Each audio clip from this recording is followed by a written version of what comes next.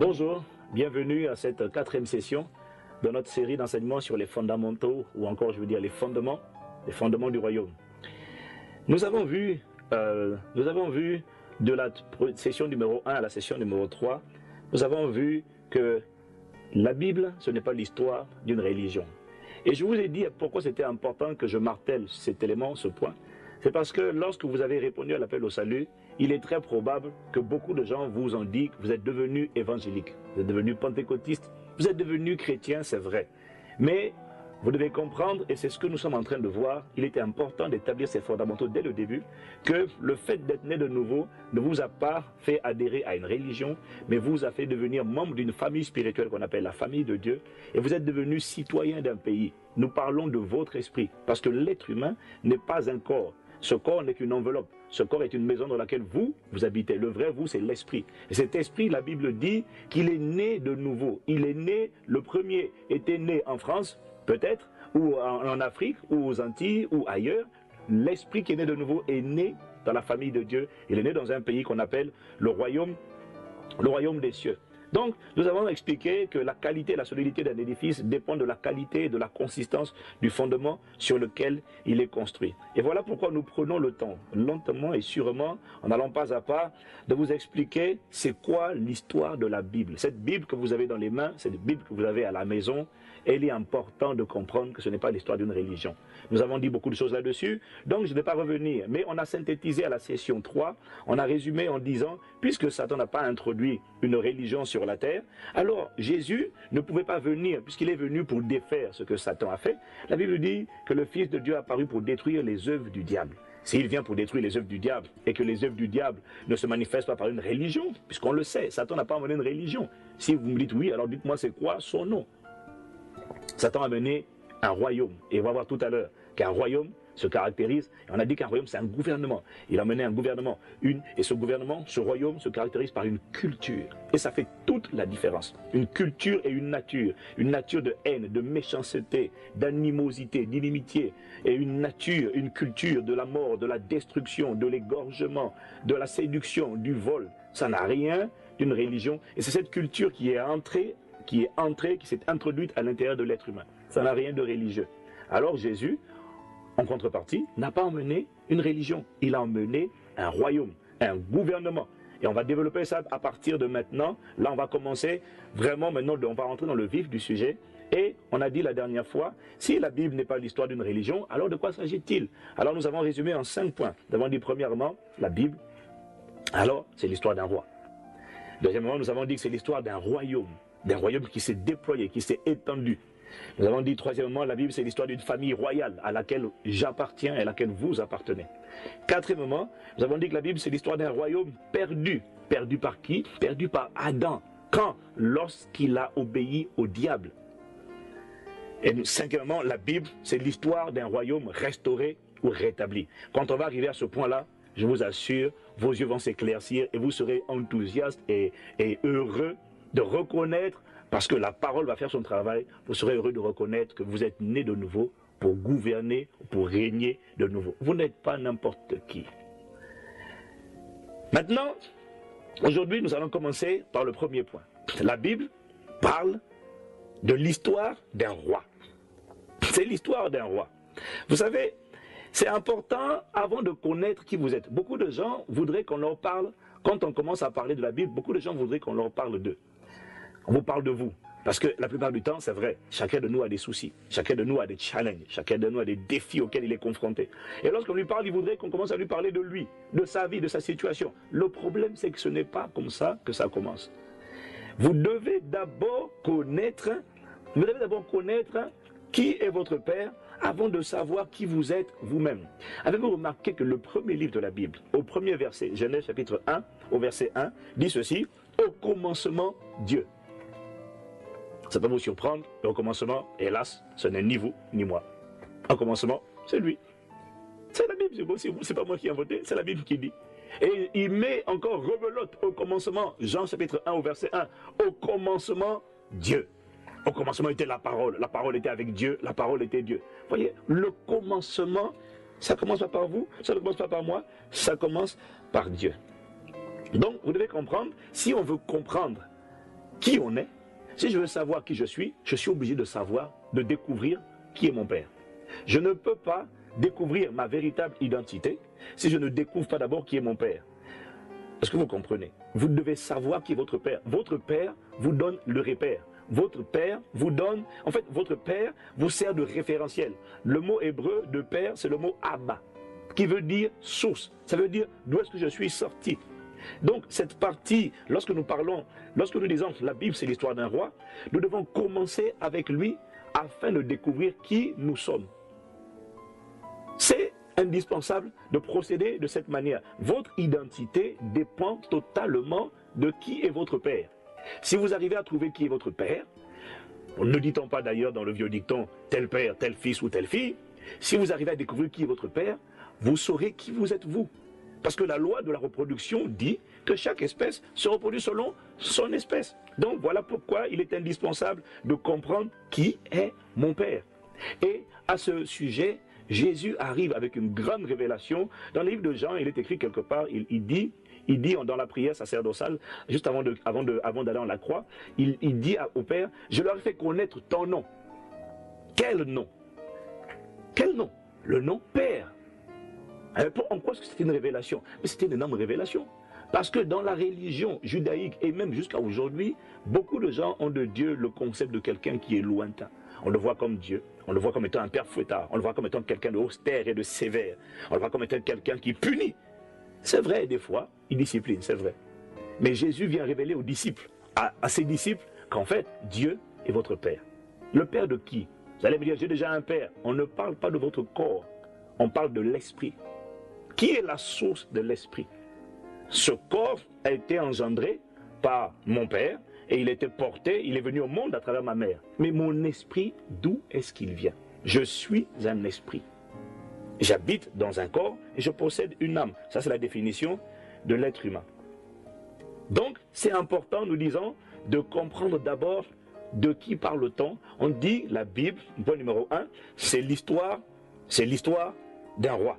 Et Jésus est venu dire, lorsque vous priez, voici comment vous devez prier. Lorsque vous priez, dites, notre Père qui est aux cieux. Notre Père. Donc Jésus nous révèle que Dieu est notre Père. Ça veut dire Dieu est notre source. Ou encore, Dieu est notre origine. Ça veut dire Dieu est notre référentiel. Ça veut dire Dieu nous sert de repère. Tel il est, tel nous sommes. Voilà pourquoi nous devons l'étudier. Je répète, quand vous aurez bien assimilé qui est votre Père, vous pourrez vous faire une idée beaucoup plus précise de vous-même. Qui êtes-vous? Parce qu'aujourd'hui, on vous a dit beaucoup de choses sur qui vous êtes. On vous a dit, tu n'es qu'un idiot, tu es nul, tu es comme ci, tu es comme ça. Chacun dans la vie se presse de vous donner une opinion. Chacun dans la vie se presse de vous appeler. Des fois, la plupart du temps, on nous appelle par notre problème. Dès que vous n'avez pas une bonne note à l'école, on vous dit, tu es bête. Dès que tu as fait une bêtise, on dit, tu es bête. Dès que tu t'es trompé, on dit, tu es nul. Et la réalité, c'est qui suis-je?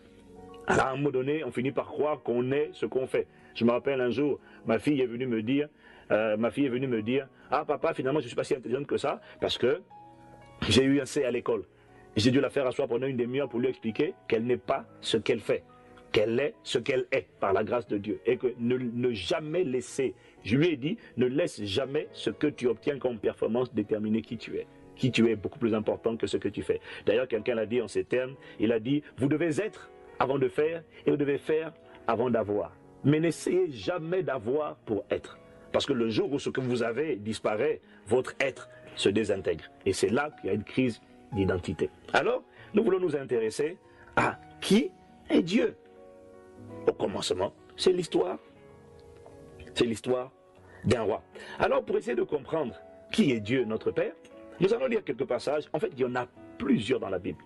J'en ai sélectionné. Vous pouvez juste noter Psaume 95, versets 1 à 6, Psaume 96, à partir du verset 1 jusqu'au verset 4, verset 8 à 9, ou encore même le Psaume 148. Mais pour des questions de temps et de concision, je vais en sélectionner quelques-uns. On va, tiens, par exemple, aller dans... Bon, allez, on va en faire deux. Psaume 95, versets 1 à 6. Écoutez-moi attentivement. Il commence comme ça. Venez, chantant avec allégresse à l'Éternel, poussant des cris de joie vers le rocher de notre salut. Allons au-devant de lui avec des louanges, faisant retentir des cantiques en son honneur. Car l'Éternel, vous avez vu, car, ça veut dire, Car ça veut dire parce que. Car l'Éternel est un grand Dieu, il est un grand roi au-dessus de tous les dieux. Il tient dans sa main les profondeurs de la terre et les sommets des montagnes sont à lui. La mer est à lui, c'est lui qui l'a faite. La terre aussi, ses mains l'ont formée. Venez, prosternons-nous et humilions-nous. Fléchissons le genou devant l'Éternel, notre Créateur. Waouh! Alors, si vous n'avez pas compris qu'au commencement, la Bible parle de l'histoire d'un roi, quand vous lisez ce texte, vous avez remarqué, il ne dit pas nous vous suggérons, nous vous proposons, il serait bien. Non, il dit venez chantant à l'Éternel avec allégresse, poussons des cris de joie vers le rocher de notre salut. Si vous avez, comme beaucoup de gens aujourd'hui, la mentalité démocratique, quand vous lisez ces textes, on vous dit poussons vers l'Éternel, vous faites ah. Et quand il dit venez au verset 6, venez, prosternons-nous et humilions-nous, fléchissons les genoux, vous allez dire ah, j'ai mal aux genoux. Et d'ailleurs, pourquoi je dois me prosterner? Ah, ça ne va pas aujourd'hui, je ne suis pas très content. Mais vous n'avez pas compris, justement, au commencement, on ne commence pas par votre problème, au commencement, on commence par le roi. Et vous allez vous rendre compte que dans tous les royaumes, même jusqu'à aujourd'hui, dans les pays qui ont gardé ce système de gouvernement qu'on appelle le royaume, vous allez vous rendre compte qu'on approche toujours le roi avec un protocole. On n'approche pas un roi en désordre. On n'approche pas le roi en marchant son chewing-gum dans la bouche. Jamais. Déjà aujourd'hui, ça ne se fait pas du tout. Mais au temps biblique, ça se faisait encore moins. Parce qu'au temps biblique, le roi était souverain. Il était tout puissant. Il régnait sur son territoire de manière absolue. Et il faisait ce qui lui plaisait. Tous les habitants dépendaient de lui. Ça, c'est les royaumes, même les royaumes terrestres. Rappelez-vous, les royaumes, ce qui est terrestre n'est que le reflet de ce qui est spirituel. Les royaumes terrestres nous indiquent comment fonctionnaient les royaumes. Vous avez probablement vu les films d'antan à l'époque de la monarchie absolue. Il y a un protocole avec lequel on vient dans la présence du roi. Voilà pourquoi, vous allez voir, quand Jésus enseigne même la prière de notre Père, Jésus leur dit, voici comment vous devez prier. Notre Père qui es aux cieux, que ton nom soit sanctifié, que ton règne vienne, que ta volonté soit faite sur la terre comme au ciel. Vous avez vu, jusque-là, il n'a pas parlé de vous. On a commencé avec Dieu. Après maintenant on parle de vous et de moi, on dit donne-nous aujourd'hui notre pain de ce jour, pardonne nos offenses comme nous pardonnons aussi à ceux qui nous ont offensés, ne nous induis pas en tentation mais délivre-nous du mal. Ok, on a fait une parenthèse sur vous et moi, et puis après il dit car c'est à toi qu'appartiennent le règne, la puissance et la gloire au siècle des siècles. Vous voyez, ça commence avec Dieu, ça finit avec Dieu. Donc, on ne vient pas dans la présence de Dieu quand on prie en désordre. On ne vient pas devant Dieu en disant « Ah, Seigneur, je ne suis pas content, ça ne va pas, je ne suis pas content, pourquoi il m'est arrivé telle chose? Pourquoi? Qu'est-ce que je t'ai fait ?» Non, ce n'est pas comme ça, il faut un protocole. Pourquoi? Mais parce que Dieu était un roi, ce n'est pas un chef d'État. Le chef d'État, vous avez voté pour lui. Donc vous pouvez le dire, hey, Sarko, tu me dois ci, tu me dois ça, parce que vous avez voté pour lui. Mais un roi, vous n'avez pas voté pour lui. Un roi est établi de manière souveraine, que vous le vouliez ou que vous ne le vouliez pas, il est roi et il règne. Donc vous voyez, si on n'a pas une pensée renouvelée, quand la Bible dit venez, prosternons-nous, les gens disent j'ai mal aux genoux. Quand il dit pousser des cris de joie, ils disent ah ma voix. Mais non, vous ne comprenez pas. On va arriver dessus tout à l'heure. Donc la Bible nous révèle ici au verset 3 que l'Éternel est un grand Dieu. Pourquoi faire retentir des cantiques en son honneur? Car, c'est-à-dire parce que, pas parce que vous êtes content, pas parce qu'il vous arrive quelque chose de superbe aujourd'hui, mais pourquoi faire ça? Parce que c'est le roi. Parce que l'Éternel est un grand Dieu et il est un grand roi au-dessus de tous les dieux. Alors après vous allez à Psaume 96. Vous allez lire. Je vais juste prendre, bon, il dit chanter à l'Éternel un cantique nouveau. Chantez à l'Éternel, vous tous, habitants de la terre. Vous avez vu? Vous tous, habitants de la terre. Chantez à l'Éternel, bénissez son nom, annoncez de jour en jour son salut. Racontez parmi les nations sa gloire, parmi tous les peuples ses merveilles. Pourquoi? Verset 4, il dit car, ça veut dire parce que l'Éternel est grand et très digne de louange. Pourquoi est-ce que je dois chanter? Vous devez chanter, je dois chanter, parce que l'Éternel est grand et très digne de louange. Il est redoutable par-dessus tous les dieux, etc. On va au verset 9 de Psaume 96, il dit « Prosternez-vous devant l'Éternel avec des ornements sacrés. Tremblez devant lui, vous tous, habitants de la terre. Dites parmi les nations, l'Éternel règne, aussi le monde est ferme, il ne chancelle pas. L'Éternel juge les peuples avec droiture. » Si vous ne comprenez pas que Dieu est un roi absolu, vous allez prendre ce genre de verset, vous allez dire « Ah, je ne comprends pas pourquoi il existe ça. » Vous devez comprendre, la Bible, dès le commencement, c'est l'histoire d'un roi. Je ne vais pas lui dire le psaume 148, vous le lirez pendant vos exercices. Mais vous allez vous rendre compte qu'il ordonne que tout ce qui vit que tout ce qui respire loue l'Éternel, dans les cieux des cieux et sur la terre. Et après, il parle, dans le psaume 148, il demande même au brouillard, au vent, aux tempêtes, à la neige, à la grêle, de louer l'Éternel, parce qu'ils sont des exécuteurs de sa parole. Et lorsque les hommes ne savent pas accorder à Dieu la révérence qui lui est due, en tant que sa majesté, le roi, pas de la terre, mais de l'univers, des cieux et de la terre, de tout ce qui vit, tout ce qui existe et respire. Quand les hommes ne savent pas le comprendre, alors vous avez les éléments naturels comme les grêles, comme les tempêtes, comme les tremblements de terre qui viennent rappeler à l'homme sa fragilité, sa vulnérabilité, sa petitesse et lui rappeler qu'il y a un Dieu qui règne dans l'univers de manière absolue. Donc c'est l'histoire d'un roi, comprenez-le bien. Qu'est-ce qui caractérise un roi? Vous savez, on a du mal à comprendre la notion de roi pour la simple raison qu'en fait, dans la plupart de nos pays aujourd'hui dans lesquels nous habitons, évidemment à quelques exceptions comme les Anglais, mais la plupart des pays aujourd'hui sont devenus des républiques. Et même lorsque ce sont des royaumes comme l'Espagne, comme la Grande-Bretagne, vous allez vous rendre compte qu'une particularité, c'est que dans les royaumes d'aujourd'hui, ce qu'on appelle des royaumes constitutionnels, ce ne sont pas des royaumes absolus.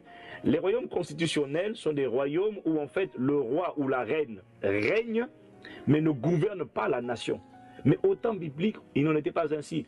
Et nous, pour beaucoup d'entre nous, nous venons d'un environnement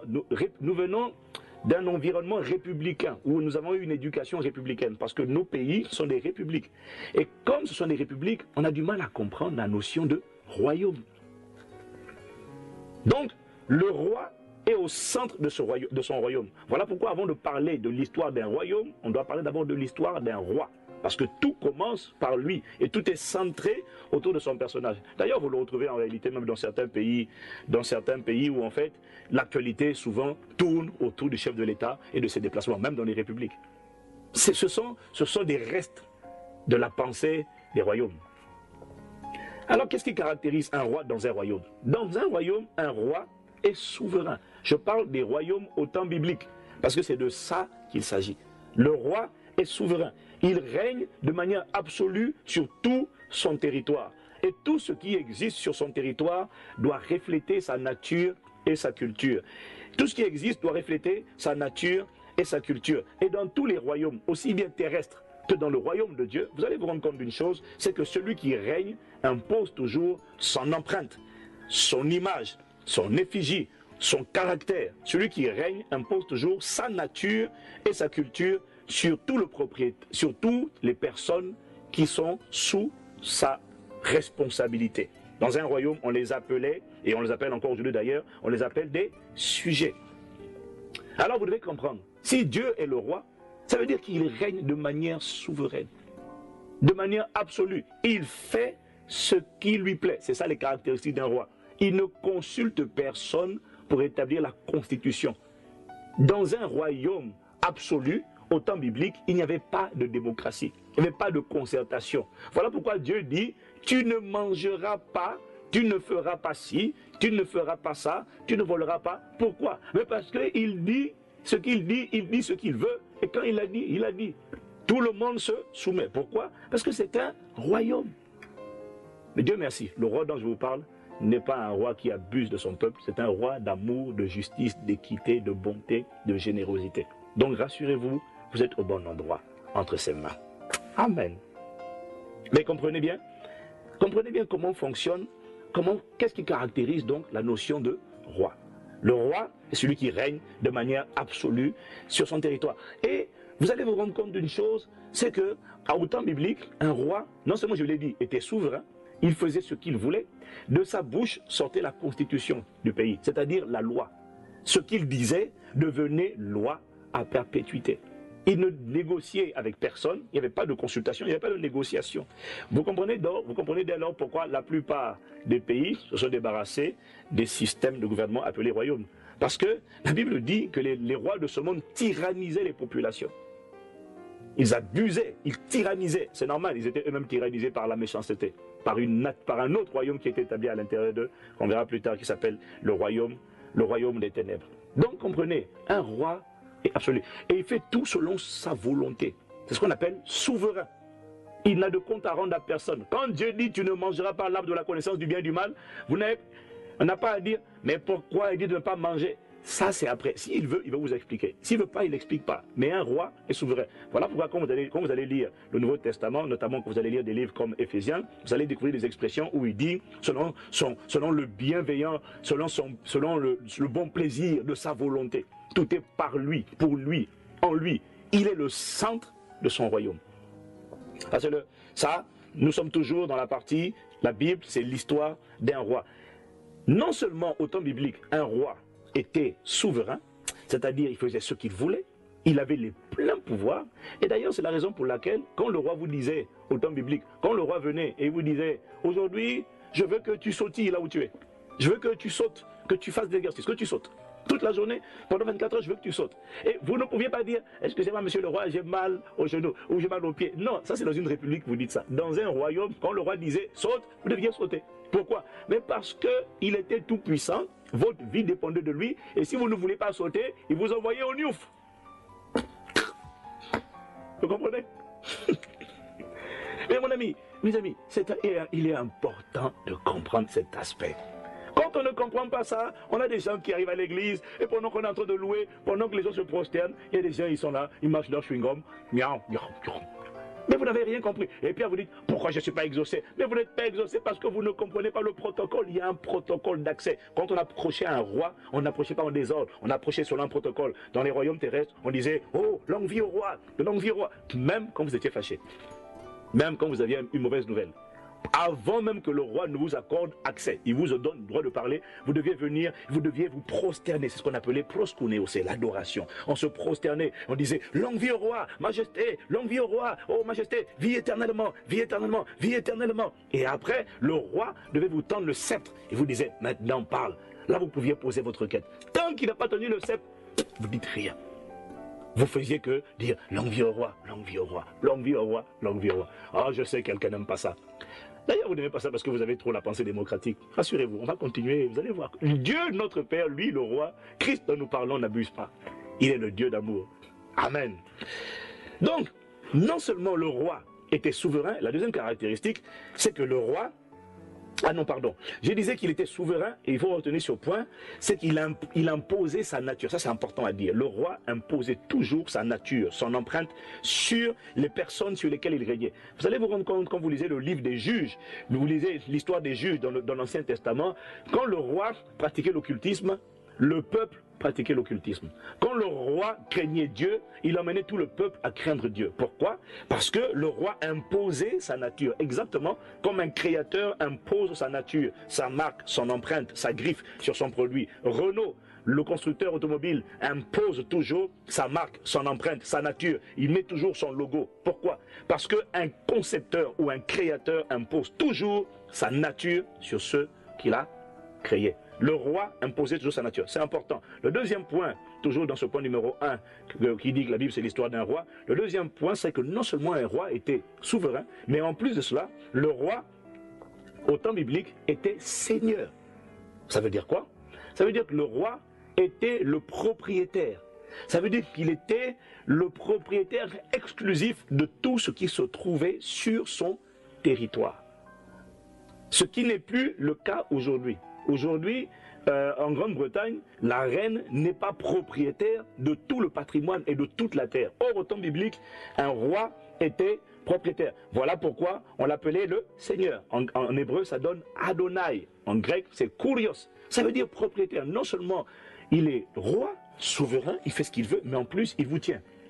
Dès lors que vous étiez sur le territoire du roi, vous étiez sa propriété. Voilà pourquoi, quand vous lisez certains récits dans la Bible, comme Genèse chapitre 20 au verset 2, vous allez vous rendre compte que lorsque Abraham arrive dans une ville, arrive chez Abimelech, le roi de Guérar, Abraham se sent obligé de mentir à propos de sa femme Sarah. Ils sont obligés de mentir. Pourquoi? Parce que Abraham savait comment fonctionnait la royauté à cette époque-là. Quand vous arriviez sur le territoire d'un roi, et vous, et votre femme, et votre bétail, et vos enfants, tout ce que vous étiez et que vous aviez, dès lors que vous étiez sur un territoire donné, était la possession exclusive de ce roi. Il avait le pouvoir et la légitimité de le revendiquer et de le prendre par la force. En fait, ce n'était même pas par la force.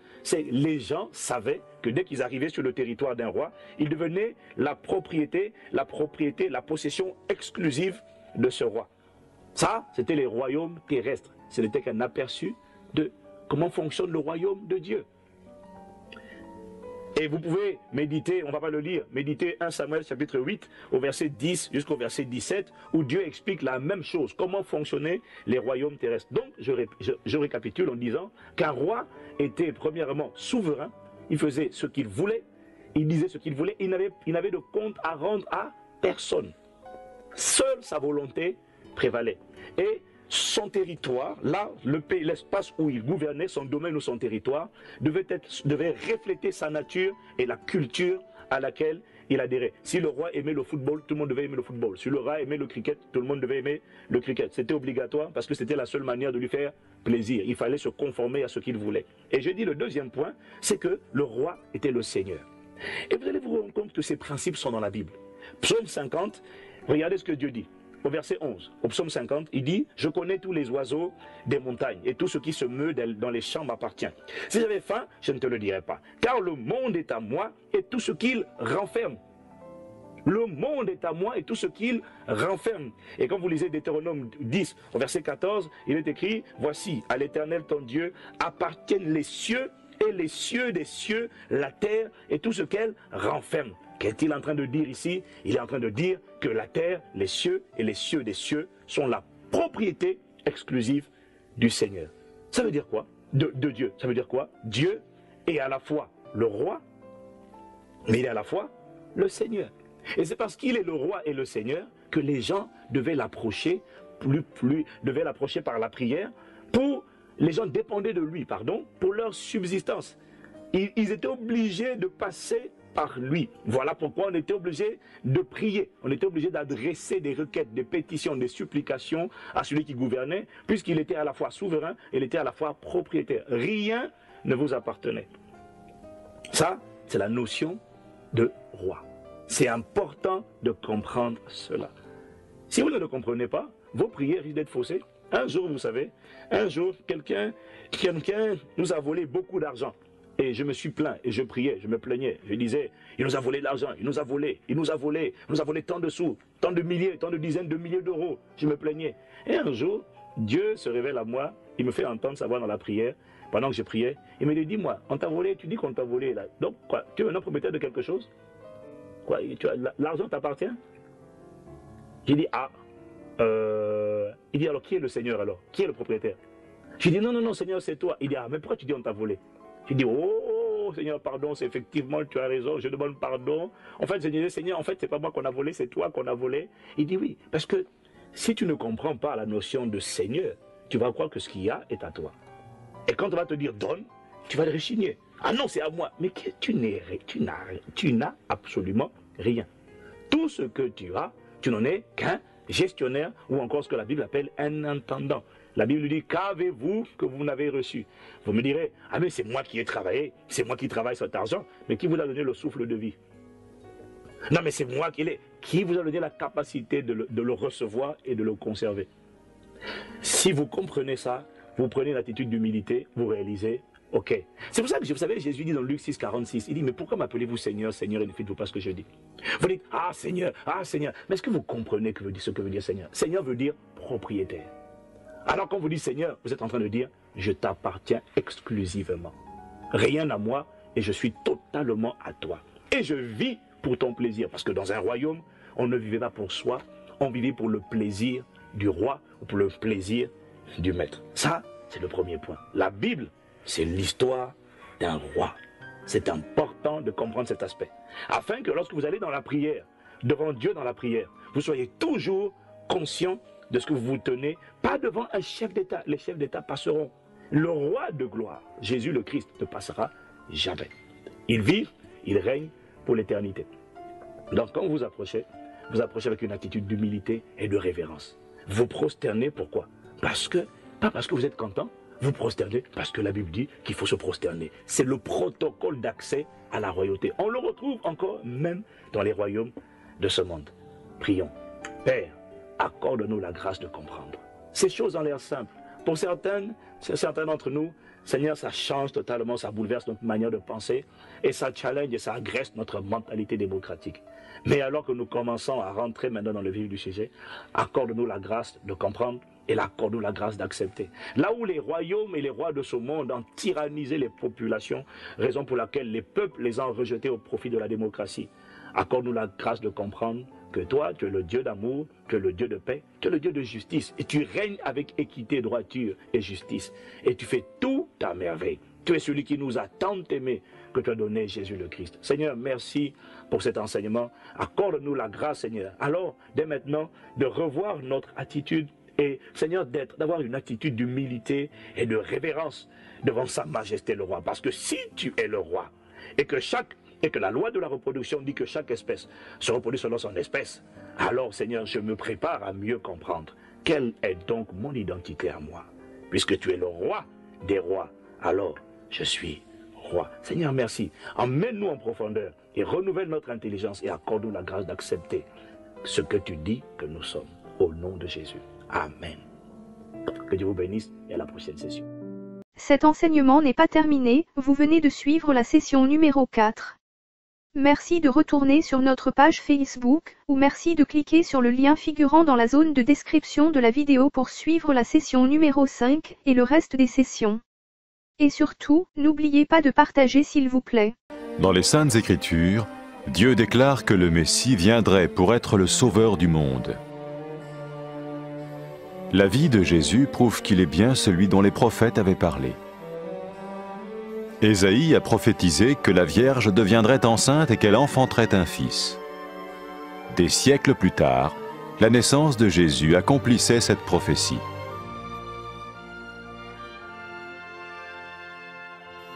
Les Saintes Écritures déclaraient que le saint à naître serait appelé le Fils de Dieu.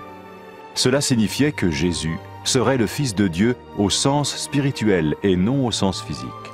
Nous le voyons par sa manière de vivre.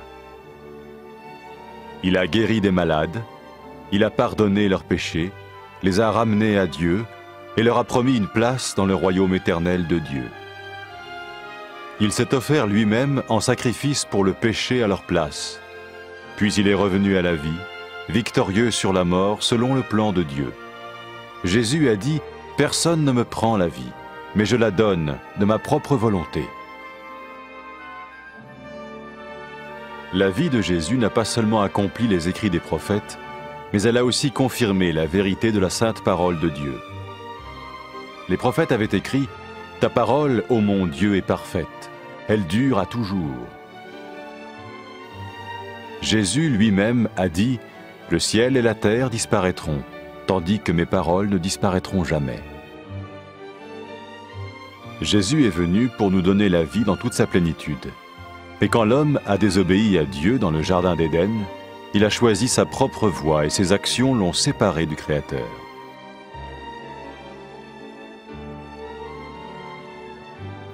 Les Saintes Écritures déclarent que tous sont péchés et que le salaire que paye le péché, c'est la mort. Il s'agit de la mort spirituelle, éternelle séparation d'avec Dieu. Mais tout comme Dieu a donné un bélier pour qu'il meure à la place du fils d'Abraham, ainsi il a envoyé Jésus, le Messie, mourir à notre place. Sa vie, sa mort et sa résurrection restaurent la relation entre Dieu et tous ceux qui mettent leur confiance en lui.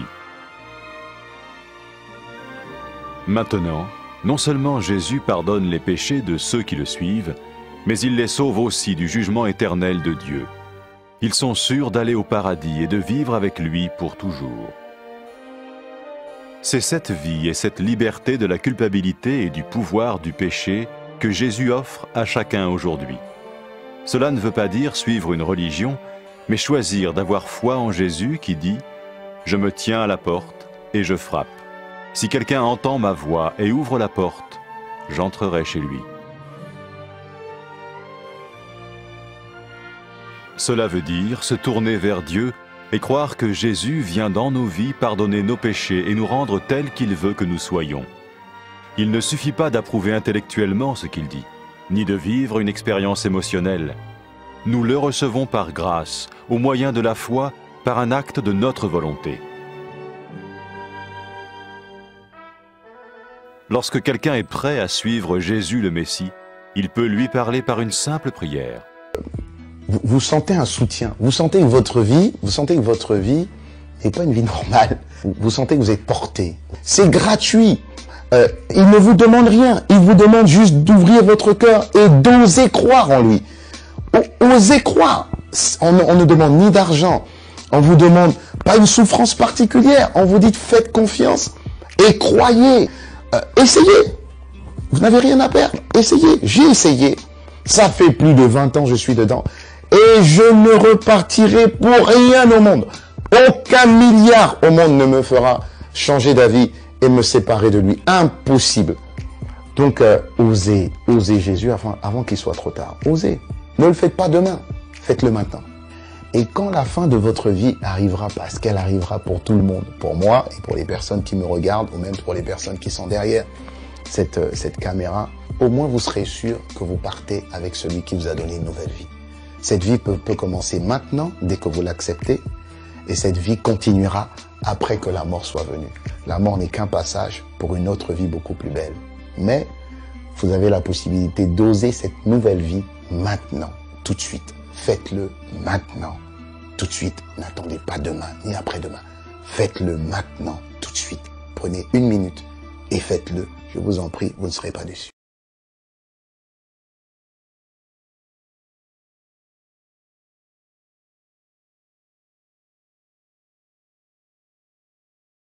Après avoir écouté ce message, si vous avez décidé de donner votre vie au Seigneur Jésus-Christ, faites cette prière avec l'homme de Dieu. Mon Dieu, je viens devant toi, tel que je suis. Je confesse Jésus-Christ comme mon Sauveur et mon Seigneur.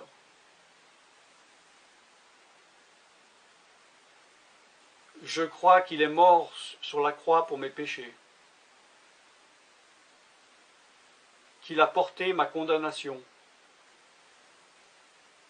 Il a porté mes péchés et mes maladies. Que Jésus-Christ est le roi des rois et le Seigneur des seigneurs. Qu'il est le Fils de Dieu. Qu'il est maintenant ressuscité et assis à la droite du Père. Et il prie maintenant pour moi. Je me suis détourné de mes péchés et je veux obéir à ta parole.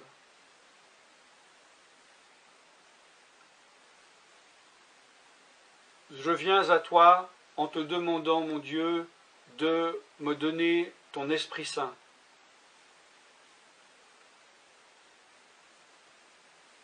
Remplis-moi de ton esprit,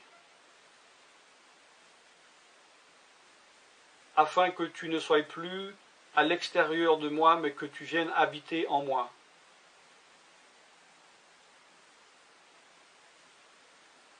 Et que je devienne ton temple. Esprit de Dieu, viens habiter en moi. Purifie-moi, lave-moi, sanctifie-moi, rends-moi pur, transforme-moi à l'image de Dieu. Je te remercie car je crois que tu m'as donné ton esprit, car tu ne mens pas. Et tu as dit dans ta parole que tu donnes à celui qui te demande. Je fais cette prière au nom de Jésus-Christ. Amen.